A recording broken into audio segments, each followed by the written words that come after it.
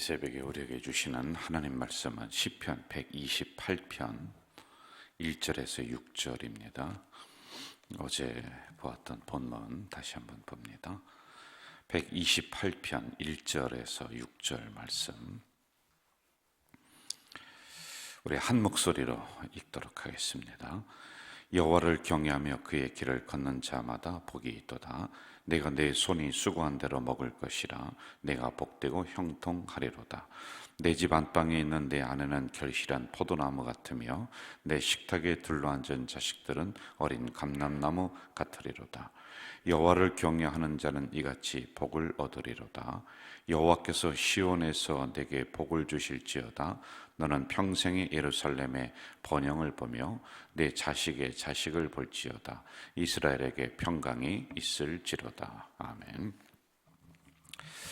어제 제가 말씀드리겠죠. 두 단어를 꼭 기억하라 라고 했습니다. 하나님을 경외한다. 이제 경외라고 하는 부분을 제가 어제 풀어드렸고요. 그리고 시온이라고 하는 단어를 꼭 기억을 해야지만 된다. 경외하는 사람은 복이 있다. 그리고 어디에서? 시온에서 복을 받는다. 시온이라고 하는 것은 오늘날에 제가 이제 앞부분에 설명을 드리고, 그러므로 결론은 시온은 교회를 의미하기도 한다. 이제 시온이 반드시 교회다 이렇게 하는 것은 옳은 해석이 아닌 것 같아요. 굉장히 넓은 의미를 가지고 있는데, 그러나 오늘의 교회로 해석을 해도 무방하다라고 하는 말씀을 드렸습니다. 하나님을 경외하고 교회를 사랑하는 성도들이 누려야 될 복을 이제 5가지로다가 말씀을 하고 있는데, 이 부분들을 하나하나 보면서 오늘 은혜를 함께 받읍시다. 2절을 한번 좀 봅시다. 2절 같이 읽을까요? 내가 내 손이 수고한 대로 먹을 것이라. 내가 복되고 형통하리로다. 손이 수고한 대로 먹으면서 형통한다 이렇게 나오고 있습니다. 어떤 사람에게? 하나님을 경외하고 그리고 교회를 사랑하는 성도들에게 손이 수고한 대로 먹는다, 형통한다. 여러분, 밤낮으로 수고해도 우리가 수고한 대로 먹지 못하는 게 현실적인 삶입니다. 제가 기업 신방을 많이 다니잖아요. 오늘도 또 이번 주도 몇 개 기업을 신방을 해요. 근데 그분들이 하는 이야기가 뭐냐면은, 내가 열심히 일한 만큼만 그래도 그렇게 인컴이, 수입이 들어오고 유지가 된다면은 참 좋겠는데 그게 안 된다는 거예요. 그래서 이것 때문에 굉장히 고민을 많이 하고 있단 말이에요. 연말이 되면은 1년 동안 거래를 했었던 많은 거래처들이 연말 되면 계산을 하고 정산을 해주고 이렇게 해야 되는데 수금이 안 된다는 거예요. 그러니까 이 자금의 흐름이 막혀버리니까 기업이 어려워지고 한다라고 하는 이런 호소를 한단 말입니다. 여러분, 우리가 아무리 열심히 수고하고 땀 흘려도 뒤에서 하나님이 도와주지 않으면은 우리가 열심히 일한다고 해서 그것이 내 입으로 들어온다라는 보장이 별로 없단 말입니다. 세상이 이처럼 악한 거예요. 우리가 아무리 쌓아놓는다고 할지라도요, 내가 그것을 지킬 수 있느냐? 아니에요. 현란한 말을 가지고 와서 나를 이렇게 저렇게 농락하는 사기꾼들이요, 수도 없이 물질이 있는 곳에는 꼬여들게 되어 있단 말입니다. 우리가 뭐 몇 번 이야기하고 또 잘 아는 부분입니다마는, 로또 복권이 돼서 갑자기 몇십억이 생긴 사람들이 그 돈을 잘 관리하고 유지하고 그리고 행복하게 평생을 살아갈 것 같으냐? 아니라는 거예요. 2년 3년 안에 다 거지가 된다는 거예요. 그걸 조사를 했더라고요. 우리나라에서 로또 복권이 된 사람이 몇 명이냐? 몇십 명을 그 사람들의 삶을 추적을 하면서 조사를 했어요. 그랬더니 7년 안에 다 망하는 거예요. 옛날보다 더 거지가 되는 거예요. 이렇게 돼버리는 겁니다. 학생들을 보자고요. 열심히 공부했어요. 그런데요, 시험 보러 가는 날 교통사고 당하네. 세상에. 억울해서 이 학생이 눈물을 흘리는 거예요. 시험 보러 갔는데 간 곳에서 아주 중요한 수험 번호를 안 가져와 버렸네요. 그러니 시험을 못 보는 거란 말입니다. 여러분, 이처럼 우리가 수고한 대로 다 먹을 수 있다, 이게 보장이 안 된다. 그러나 하나님을 경외하고 교회를 사랑하는 백성들에게는 수고한 대로 땀 흘린 대로 하나님이 수입도 그리고 들어온 것도 지켜주시는 은혜가 일어난다. 그리고 형통한다라고 했습니다. 여러분, 형통이라고 하는 것은 뭔가 막히는 게 아니라 막혔던 게 뚫리는 거예요. 열리는 거란 말입니다. 저는 2022년에 여러분의 형통한 사업, 자녀, 그리고 가정, 이 문들이 형통하게 다 열리게 될 줄로 믿습니다. 이게 바로 1절에서 하나님을 경외하라, 5절에서 시온을 사랑하라, 항상 교회 중심으로 하라, 이런 성도가 받는 첫 번째 복이다라고 하는 거죠. 우리 두 번째로 가겠습니다. 3절로 가봅시다. 3절 시작. 내 집 안방에 있는 내 아내는 결실한 포도나무 같으며, 여기까지요. 여러분, 저를 보세요. 두 번째 복은 내 아내는 결실한 포도나무 같대요. 포도나무. 여러분, 과일이 제철에 나는 과일은 다 보약입니다. 그래서 제철에 나는 과일을 많이 드셔야 돼요. 어른들이 있을수록. 그런데 포도를 뭐라고 하느냐면은 신이 내린 선물을 포도라고 하는 거예요. 이 포도의 효능에 대해서 제가 알아보다가, 야, 이 포도가 이게 무슨 과일이 아니라 보약이고 치료제구나, 이런 생각을 했습니다. 포도는 씨도 껍질도 버릴 게 없어요. 그런데 요즘은 그게 안 돼요. 왜냐하면 농약을 하도 치고 그래서 이걸 잘 씻어 먹어야 돼요.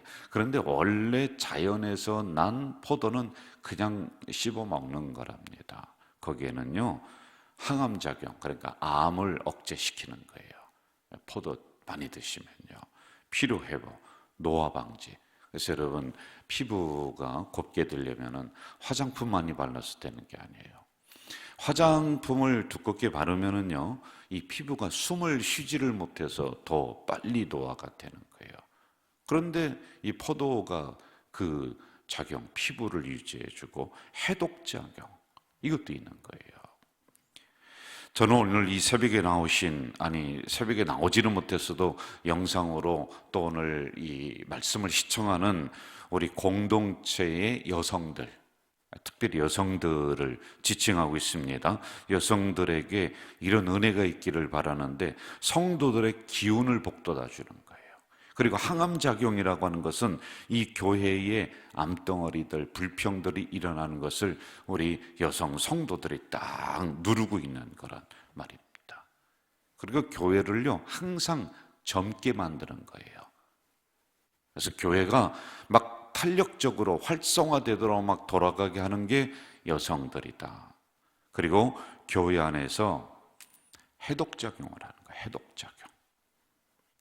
악한 기운들을 없애버리고, 그리고 성령의 기운을 막 불어넣을 수 있는 비타민과 같은 존재가 누구냐? 바로 오늘 말씀하는 여성들입니다. 그런데 여성들이 다 그렇게 되느냐? 그게 아니라는 거예요. 두 가지를 기억하십시오. 하나님을 경외하라. 경외는 예배. 시온을 사랑하라. 시온은 교회. 교회 중심으로 이런 성도들이 포도나무 같은, 포도 열매 같은 이러한 역할을 한다라고 하는 것입니다. 자, 또 하나 포도송이는 기도의 열매를 의미해요. 꼭 기억하세요. 기도의 열매. 여러분, 과일들을 한번 보세요. 사과나무도 하나씩 달려요. 하나씩. 그렇죠. 배도 하나씩 달립니다. 대부분 하나씩 이렇게 달려요. 그런데 유일하게 포도는요, 이 한 송이 안에 이 포도알이 100개가 넘어요. 아주 그냥 포도알이 촘촘하게 이렇게 달려있단 말입니다. 바로 기도하는 우리 여성 성도들이 기도의 열매가 포도송이처럼 맺힌다. 그런데 다 그러냐? 아니다. 하나님을 경외하는 여성 성도들, 그리고 시온을 사랑하는 우리 여자 성도들이 이러한 은혜가 있다. 저는 여러분들이 새벽에 나온 그리고 영상으로 보는 우리 여자 성도들이 기도할 때 포도송이처럼 응답의 열매가 있기를 주 이름으로 축원합니다. 이 복이 있다는 거예요. 세 번째로 갈까요? 3절로 가봅시다. 3절 다시 한번 읽읍시다. 시작. 내 집 안방에 있는 내 아내는 결실한 포도나무 같으며 내 식탁에 둘러 앉은 자식들은 어린 감람나무 같다. 세 번째는요, 자녀에 대한 복인데 어린 감람나무 같아요. 여러분, 감람나무를 심을 때는 작은 거 이렇게 심어요. 그런데 이 감람나무가 얼마나 크게 자라느냐 하면은 30m까지 자라는 거예요. 30m까지. 잎이 쫙 뻗는 거예요. 그래서 감람나무 하면은 풍성함을 의미하고 건강함을 의미한다는 말입니다. 여러분의 자녀들이 이렇게 쭉 뻗어 올라가서 세계적으로 풍성하게 수많은 사람들을 거느리면서 다니는 그런 자녀가 여러분들 집안에서 나올 줄 믿습니다. 근데 어떤 성도들에게 경외 그리고 시온 이거 꼭 기억하라고 했어요. 아무나 이런 복이 있는 건 아닙니다.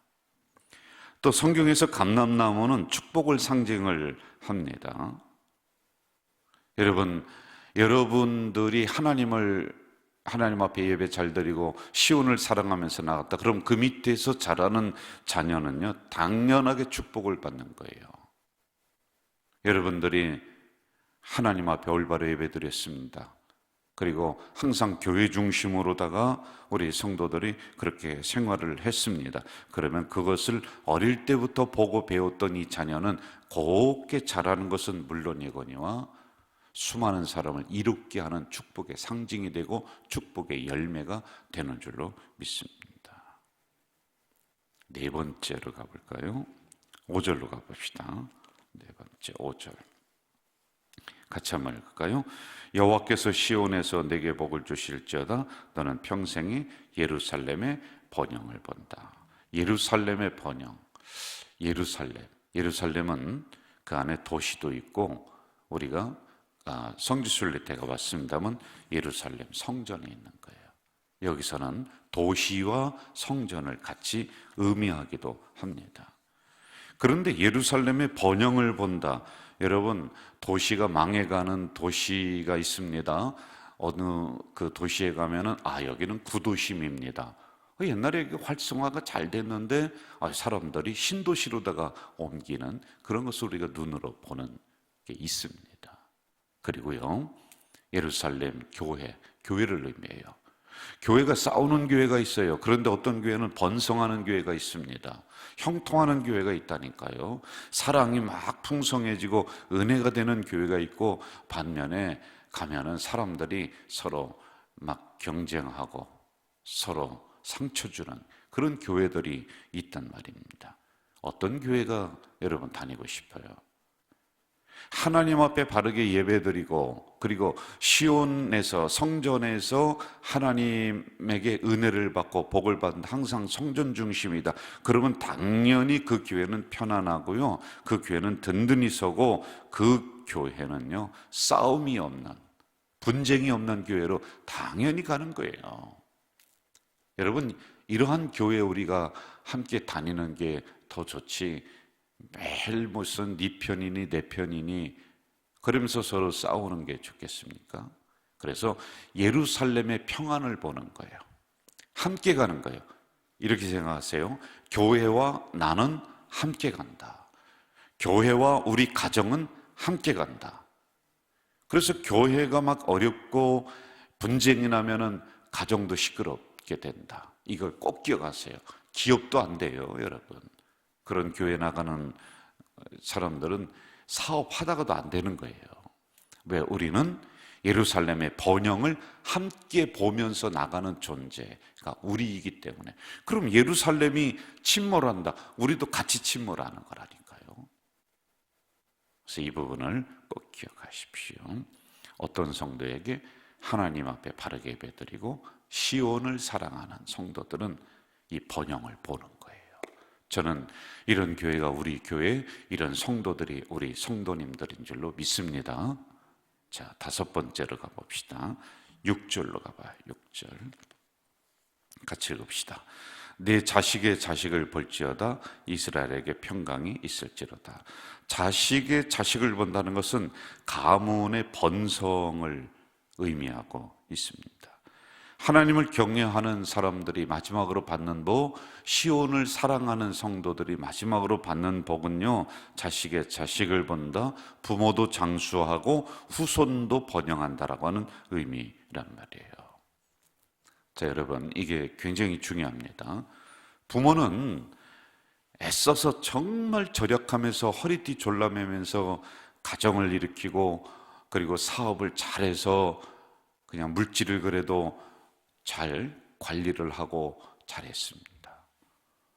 그런데 그것 누가 까먹는지 아세요, 여러분? 자식이 까먹어요. 예? 이 내가 모아뒀던, 그리고 성공했었던 이 사업이라든지 가정, 이러한 부분들이 3대를 제대로 가를 줄 아십니까? 못 간다니까요. 부자가 3대를 못 넘기는 거예요. 왜? 자식들이 흥청망청하면서 다 써버리는 거란 말이에요.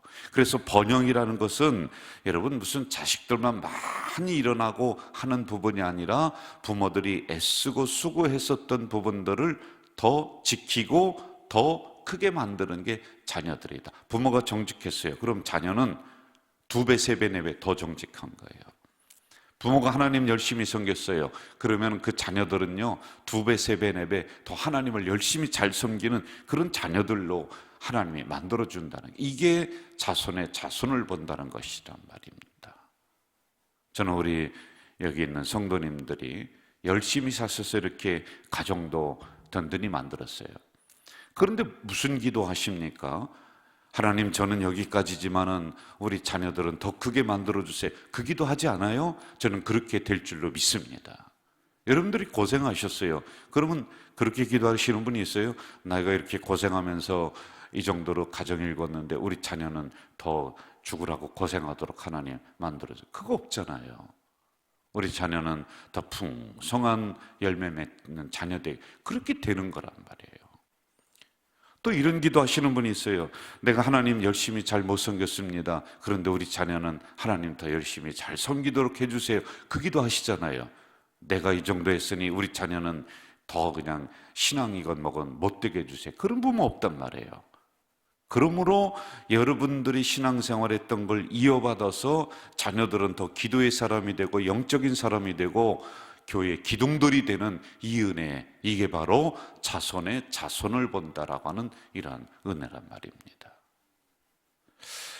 특별히 우리 성도님들이 자녀들에게 재물, 명예, 지식 이거 전수해 주려고, 물려주려고 그렇게 쓰지 마세요. 그거보다 앞선 부분이 신앙의 유산을 물려줘야 돼요. 우리 엄마는 기도하는 엄마였다. 새벽 기도 늘 나가서 그 자리에서 무릎 꿇어서 기도하는 우리 엄마였다. 여러분, 제가 지난주인가요? 언제 추도 예배를 갔습니다. 뭐 다 아시는 우리 한영숙 권사님, 우리 돌아가신 지가 1년이 되셔서 그 가정에서 추도 예배를 드렸어요. 그 예배 드리면서 제가 뭐라고 했느냐면은, 저도 그 권사님을 기억하면서 늘 새벽에 그 자리에 나와서 기도했었던 그 모습이 지금도 제가 기억이 됩니다. 그러니까 그 자녀들도 그러더라고요. 우리 엄마가 어디에 앉아서 기도했는지도 저는 잘 알고 있다, 이런 얘기 하더라고요. 그런 게 모습들이 기억이 나는 거예요. 여러분, 이러한 모습들을 우리가 자녀들에게 물려주고, 그 다음에 뭐 재산이라든지 명예라든지 지식이라든지 이 부분이 쓸데없는 것은 아니에요. 그런데 이게 전후가 바뀌어버리니까 재산 물려줬더니 다 까먹어버리는 거야. 그런데 신앙을 물려주며 재산을 그 자녀들에게 잘 물려준다. 더 지키고 더 크게 만든다니까요. 저는 하나님 앞에 경외하는 예배 잘 드린 여러분들, 그리고 시온을 사랑하는 우리 여러분들에게 이런 5가지의 축복이 있기를 이 새벽에 주 이름으로 축원합니다. 기도하겠습니다. 사랑하시는 아버지 하나님, 이 새벽에 연약한 저희들을 불러주셔서 말씀을 주셨습니다. 오늘은 특별히 이제 여호와를 경외하고 시온을 사랑하는 성도들, 교회를 사랑하는 성도들에게 5가지의 복을 주신다 말씀하셨습니다. 구체적으로 이 복이 우리 성도들 가정에 임할 수 있도록 하나님 2022년에 역사해 주시옵소서. 예수님의 이름으로 기도하옵나이다. 아멘. 하늘에 계신 우리 아버지, 아버지의 이름을 거룩하게 하시며 아버지의 나라가 오게 하시며 아버지의 뜻이 하늘에서와 같이 땅에서도 이루어지게 하소서. 오늘 우리에게 일용할 양식을 주시고 우리가 우리에게 잘못한 사람을 용서하여 준 것 같이 우리 죄를 용서하여 주시고 우리를 시험에 빠지지 않게 하시고 악에서 구하소서. 나라와 권능과 영광이 영원히 아버지의 것입니다. 아멘.